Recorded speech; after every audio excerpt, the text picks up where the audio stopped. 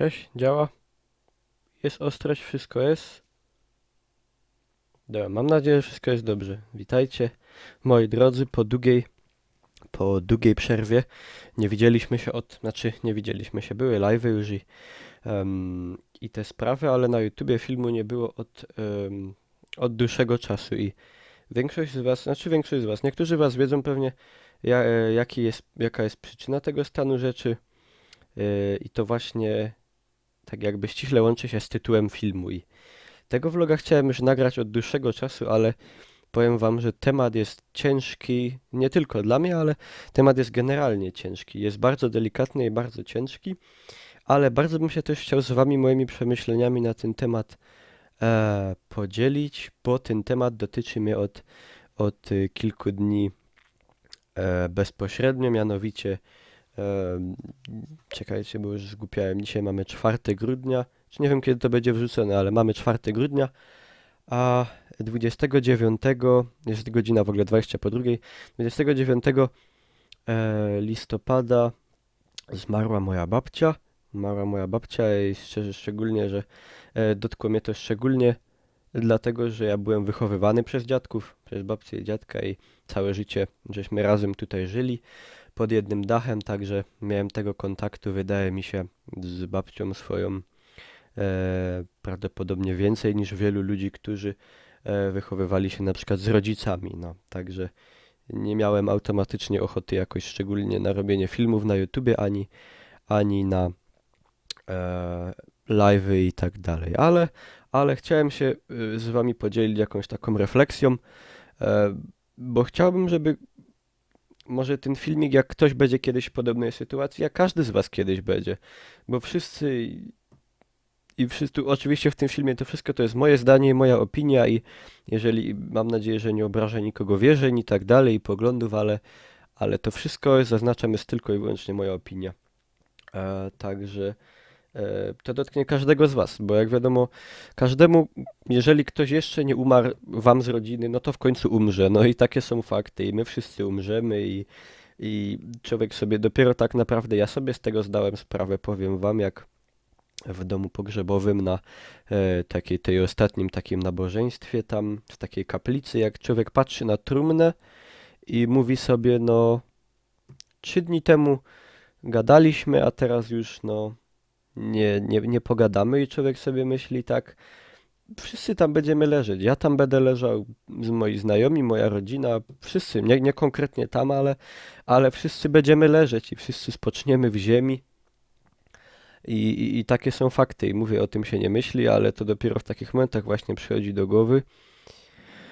O, ale może tak, ja się troszkę tracę, wiecie, to ciężko mi się mówi o takich rzeczach.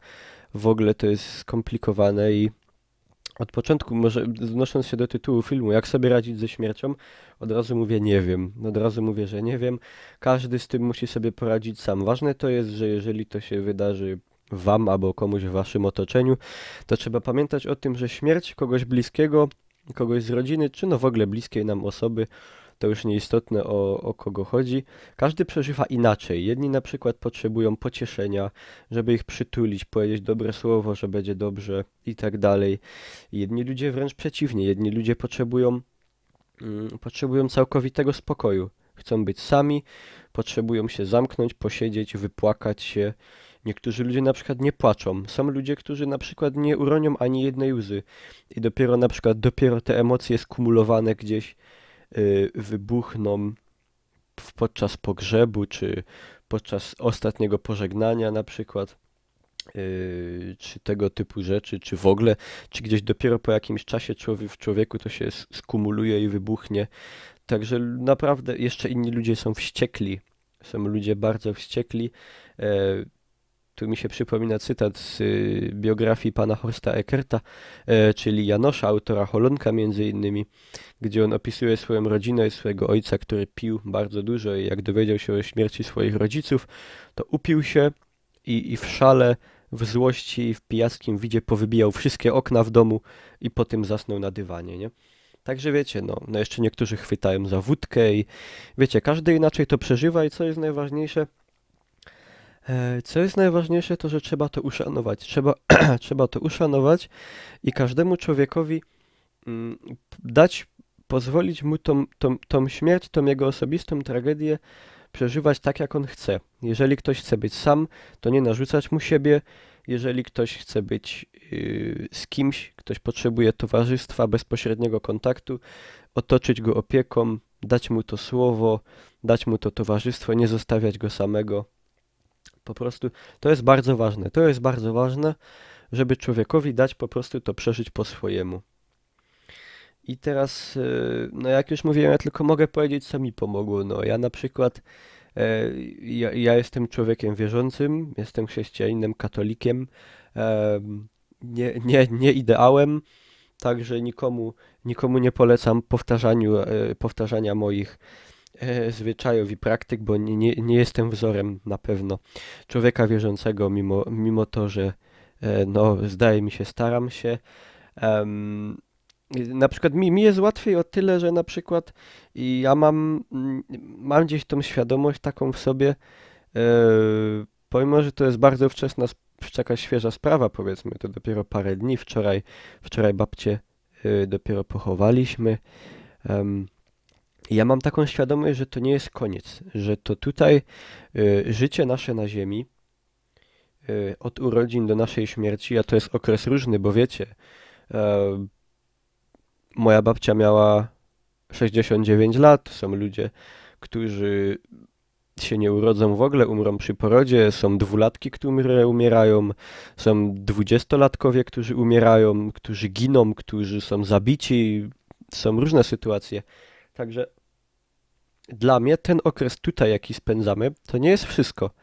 To nie jest wszystko, to jest mała i porównując do ogółu jakaś nie bardzo istotna, znaczy z naszej perspektywy tutaj, no jak my żyjemy, to jest najistotniejsza część i dlatego też tak lamentujemy, no ktoś umrze, my płaczemy, mamy żal, jest gorycz, to czasami się utrzymuje bardzo długo. Ja nawet czytałem jakieś takie opracowania, że na przykład taki ból po śmierci, jeżeli chodzi o małżonków, to taki cierpienie wewnętrzne po śmierci małżonka i jakieś tam to w człowieku to jest kilka lat, to 4, 5, 6 lat potrafi w człowieku gdzieś mocno tkwić i potrafią być jeszcze momenty, wybuchy smutku, takie nagłe, płaczu, przygnębienia, jakiejś takiej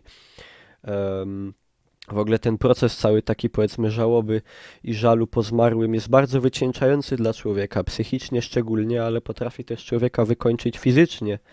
I wiecie, i wtedy łatwo jest wpaść w jakieś jeszcze nałogi, bo niektórzy ludzie sobie nie radzą, raczą się wódką, jakimiś narkotykami czy lekami na uspokojenie, jakimiś na poprawienie niby humoru. Jedni właśnie łapią za flaszkę, wiecie.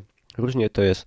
Niektórzy dostają jakiś mniej lub bardziej stanów takiej powiedzmy depresji, czegoś takiego, także trzeba w tym okresie uważać szczególnie na siebie, czy na ludzi, jeżeli są w naszym towarzystwie tacy, którzy właśnie przeżywają śmierć kogoś.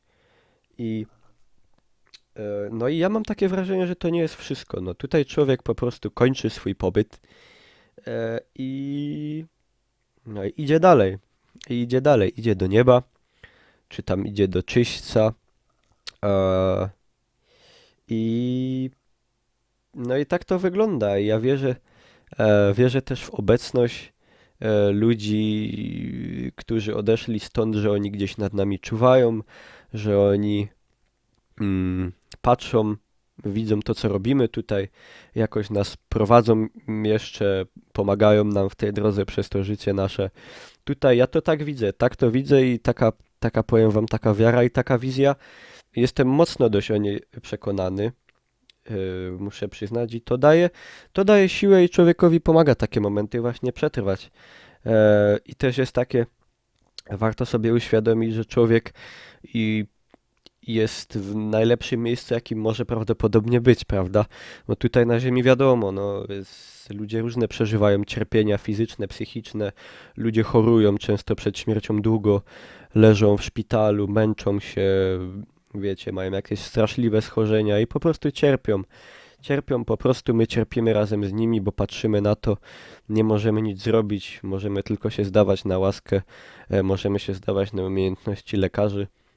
Wiecie, a człowiek już po śmierci tutaj, już nie boli go nic, nic mu już się złego nie dzieje, już jest tylko dobrze, nie? Także taka, taka jest tutaj moja myśl na ten temat, że to jest spokój też, prawda? To jest spokój dla kogoś, kto jakoś się męczył, cierpiał.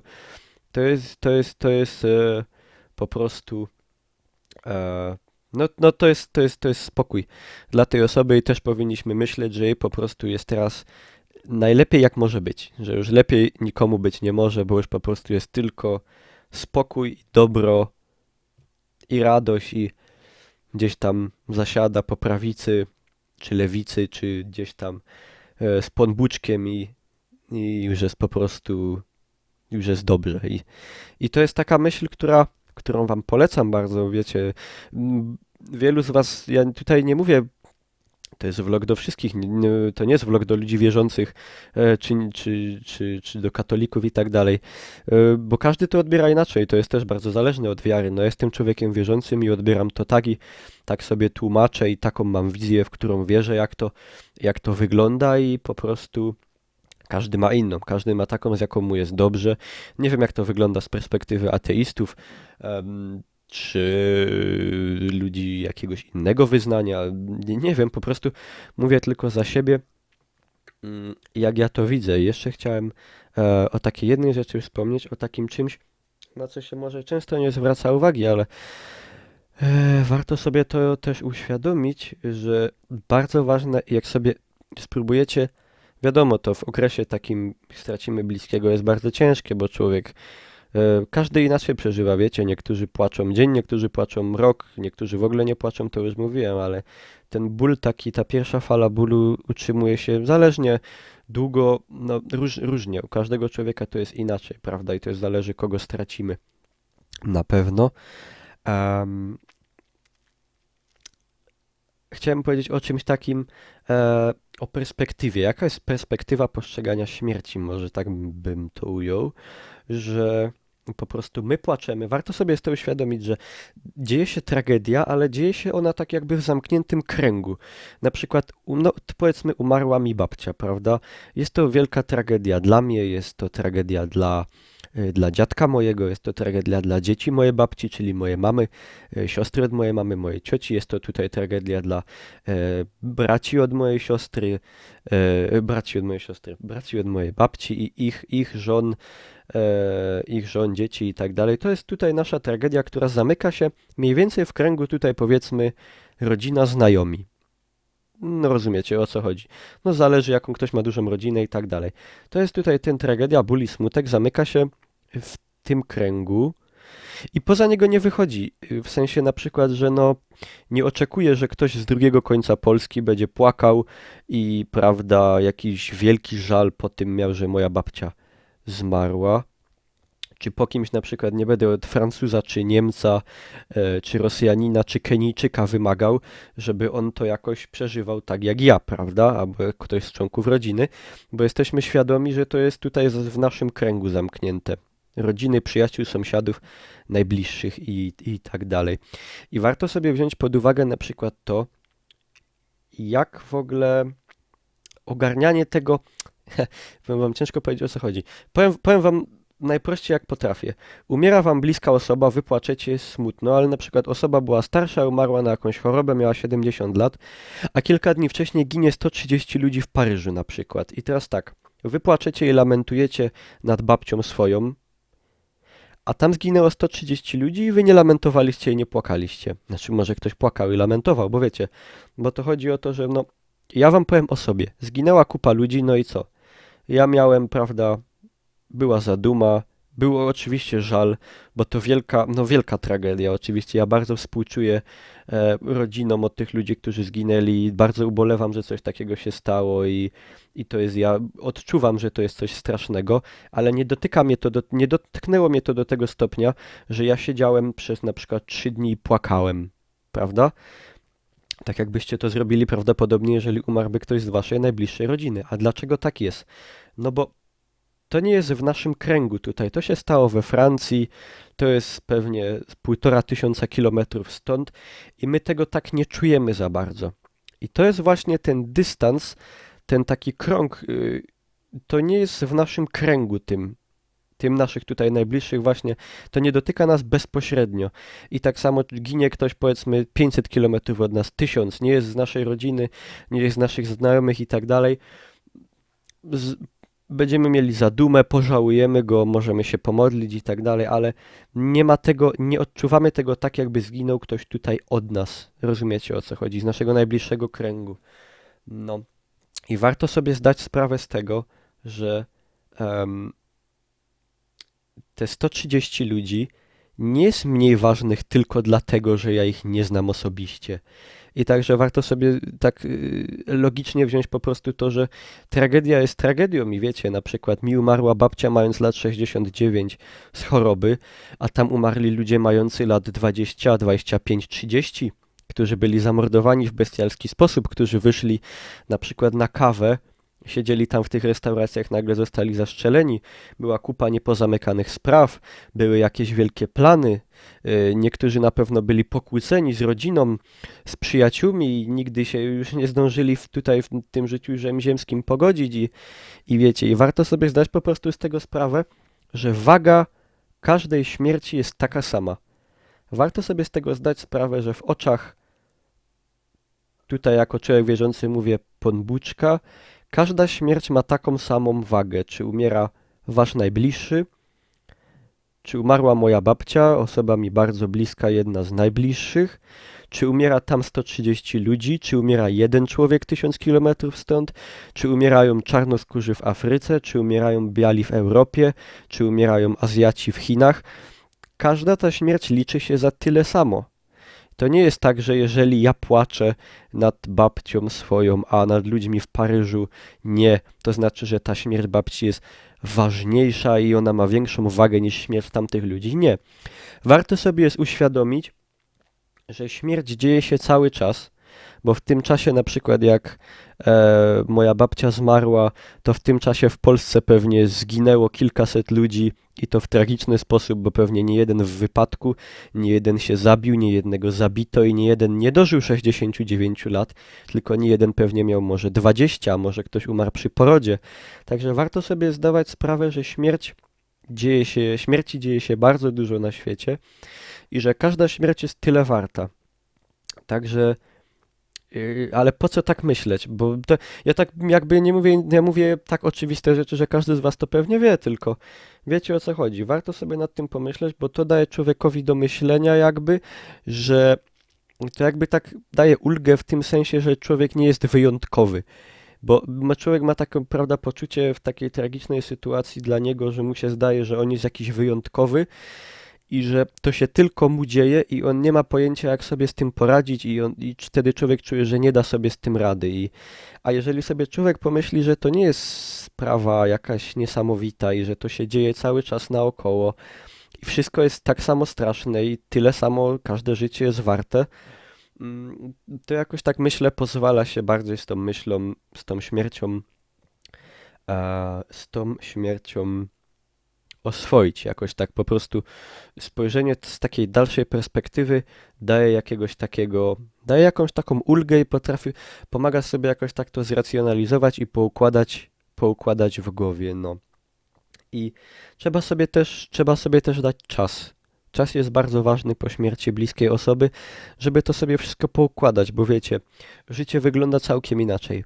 Życie wygląda, jeżeli jeszcze nie byliście w sytuacji, że odszedł ktoś od was i najbliższy, to jeszcze tego nie wiecie, ale życie wygląda całkiem inaczej i pewnie już będzie dalej wyglądało, bo jednak wiadomo, że śmierć osoby z naszego najbliższego środowiska przebudowuje nam całe życie jakoś.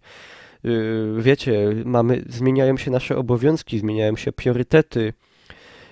Wiecie, ta osoba znika z naszego pola widzenia nagle gdzieś, jeżeli ktoś ma taką sytuację na przykład, że zostaje sam już, to już w ogóle, wiecie, następuje jakaś cisza, nie ma się do kogo odezwać. Życie się zmienia. Perspektywa, tak jakby, z której się patrzy na życie, zmienia się bardzo. Zmienia się bardzo. Życie po prostu wygląda inaczej. Z technicznego też punktu widzenia, prawda? No bo ubywa po prostu kogoś, z kim mieliśmy kontakt, który wykonywał jakieś czynności, co robił, w czymś nam pomagał, my mu w czymś pomagaliśmy i to po prostu zostaje odcięte, to się już nie dzieje, no i wiecie, i trzeba to życie jakoś przebudować po prostu i ono się przebudowuje i my je musimy z powrotem jakoś często pod siebie dostosowywać. To czasem trwa bardzo długo, czasem niektórzy ludzie niestety nie potrafią tego dokonać przez całe życie, nigdy jakoś do tego ładu nie dojdą. I też przy tej okazji chciałem powiedzieć, że śmierć osoby bliskiej może bardzo wpływa, zaczyna człowiek myśleć. To jest w ogóle, to jest ważna rzecz, bo jeżeli to się dzieje pierwszy raz w życiu człowieka, na przykład w moim przypadku tak było, ja pierwszy raz straciłem kogoś z takiej najbliższej rodziny, tutaj najbliższej.